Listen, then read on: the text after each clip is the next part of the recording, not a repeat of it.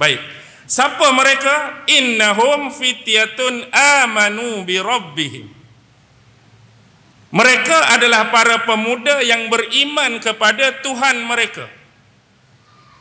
Bila Allah sebut, itulah yang diangkat di dalam tema utama surah ini, iaitu tema akidah, tema tauhid dan tema keimanan. Sifat bagi para pemuda tu beriman.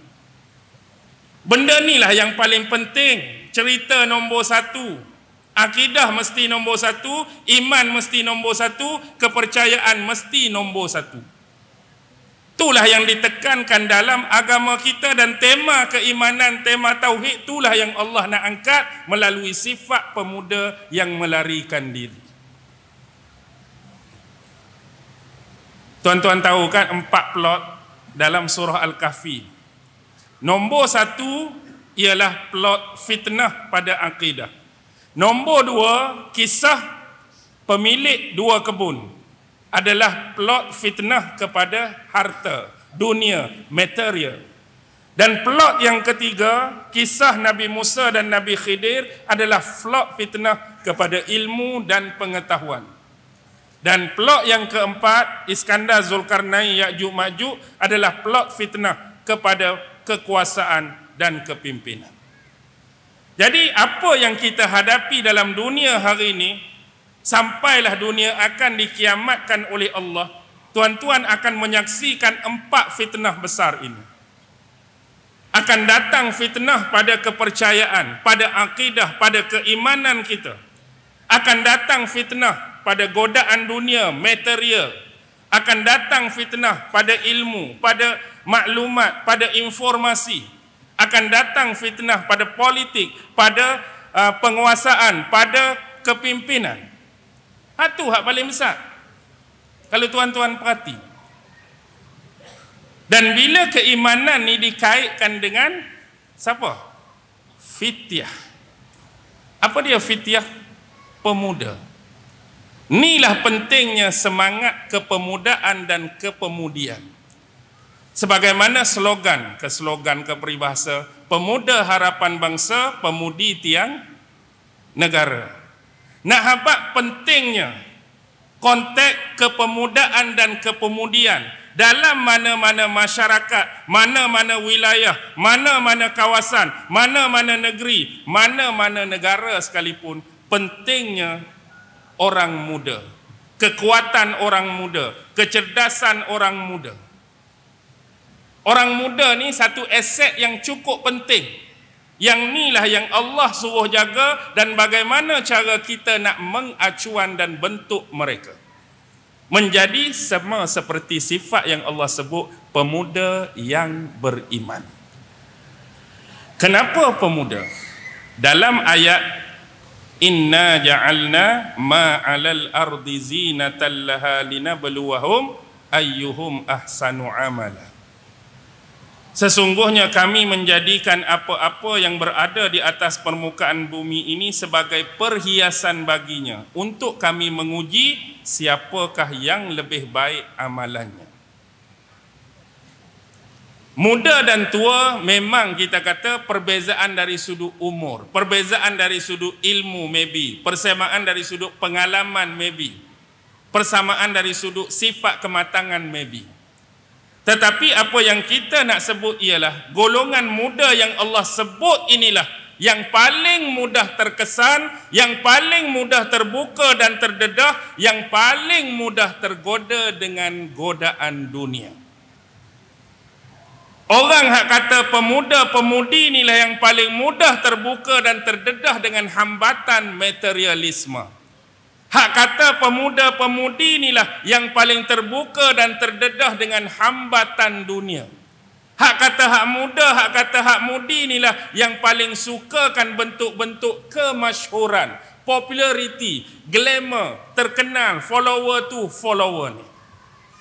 Hak tua tak ada ke sifat tu? Ada. Tapi dengan ilmu mereka, kematangan mereka, usia mereka, dia jadi lain. Tapi hak muda lah yang paling mudah terdedah dengan materialisme ni. hak jenis godaan dunia ni, hak jenis kaya-kaya ni, hak jenis nak harta banyak ni, hak nak pitih bertambung ni, hak nak masyhur, nak dikenali ni, jenis sifat-sifat yang dikehendaki oleh jiwa-jiwa dan perasaan muda-mudi. Tapi tuan-tuan tengok, karakter ini disebutkan oleh Allah. Siapa Ashabul Kahfi? Banyak ulama-ulama di dalam tafsir yang muktabar menyebut mereka adalah anak-anak kepada pegawai-pegawai tinggi dan menteri-menteri kerajaan pada masa itu. Anak pegawai besar, anak menteri. Dengan kata lain, harta sentiasa di sisi mereka. Harta banyak, duit banyak, pangkat tinggi, segala kemudahan mereka dapat. Ada kereta besar ni sebuah hari ni, ada motor besar, ada macam-macam aset tu, aset ni, ASB, apa ikut dia lah. Tapi disebabkan budaya yang menggelombang pada masa tu adalah budaya taghut, adalah budaya kezaliman, adalah budaya paksaan, adalah budaya mensyirikkan Allah dari sudut menyembah dan sujud kepada berhala-berhala. Tak lebih tak kurang mereka menjadikan haiwan korban dan diniatkan korbanan dan sembelihan itu atas nama berhala tadi. Tetapi dengan iman tadi, banyak duit pun aku sanggup tinggalkan nak menyelamatkan iman ni. Pangkat besar bapa aku pun aku sanggup tinggalkan nak selamatkan iman ini. Kereta banyak pun aku sanggup selamatkan iman ni. Motor banyak pun aku sanggup selamatkan iman ni. Jadi inilah yang Allah nak angkat. Mereka sanggup tinggal habuan-habuan yang menjadi kegilaan, yang menjadi minat, yang menjadi dambaan. Hari ini tanya anak-anak muda, apa yang saya sebut tu, benda apa mereka tak mau? Duit banyak. Cuba bangun seorang, saya orang muda tapi duit ni tak main lah, tak mau. Duit banyak nak, menjadi kegilaan ramai nak, menjadi pujaan ramai nak, pi sana sini, ketik-ketik, selfie sikit. Baru bubuh sejam, 3.7 juta follower. Hebat sungguh aku ni. Baru sejam. Tu jiwa muda. Tapi tinggal, tak apalah lari. Sebab nak selamatkan iman ni.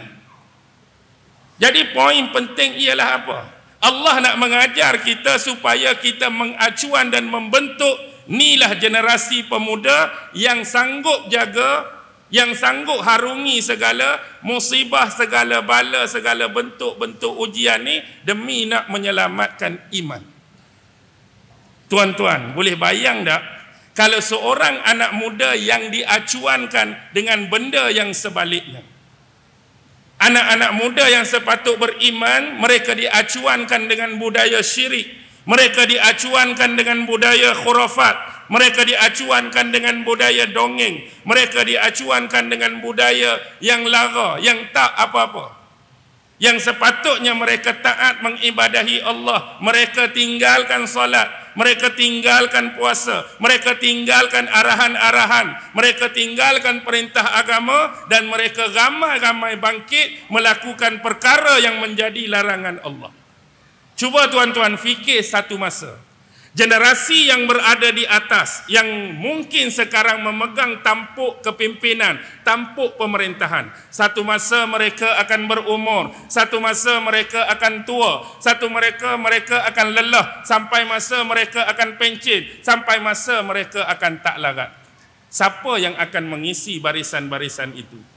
Anak-anak muda, generasi-generasi yang dibentuk mengikut acuan dan bekas dia. Cuba tuan-tuan bayang, acuan tadi yang diangkat jadi pemimpin, acuan tadi yang diangkat untuk memerintah kita.